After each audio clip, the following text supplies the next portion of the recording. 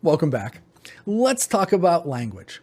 When I use the term harm, I'm referring to both real and imagined transgressions. Some notions of harm are universal, like murdering someone in cold blood for no reason. Most, however, are specific to individuals and their psychological programming and conditioning. This is why, in the course, when we use the word harm for this exercise, we refer to both real transgressions that anyone would agree with, like murder, and what I call imagined transgressions.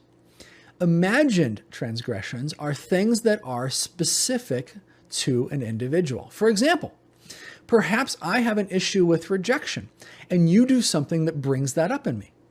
The reality is that the thing you do may have had nothing to do with rejection.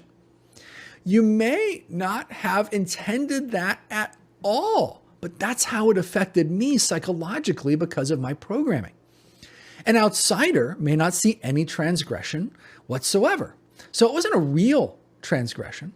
It was imaginary or conceived of and existing only within my imagination of what you meant.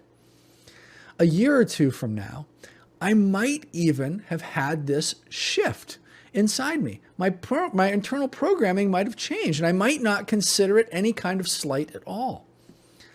However imaginary something might be, it can still feel very real to the person who's on the receiving end of it. So, we have to treat it as if it is real from a forgiveness perspective. When we're forgiving others, we need to forgive everything that seemed to be harmful, both real and imaginary. And conversely, when we're asking others for forgiveness, we want to make sure that we intend the same. We don't just want to ask forgiveness for things that we know were harmful to them in some way, but also for the things that we have no idea harmed them, because it only occurred within their psychology and internal programming. As I mentioned, I think it's a good idea to include both general forgiveness as well as to forgive specific incidents. So, if you're going to do specific people and incidents, how should you think of that? We'll cover that on the next video. I'll see you there.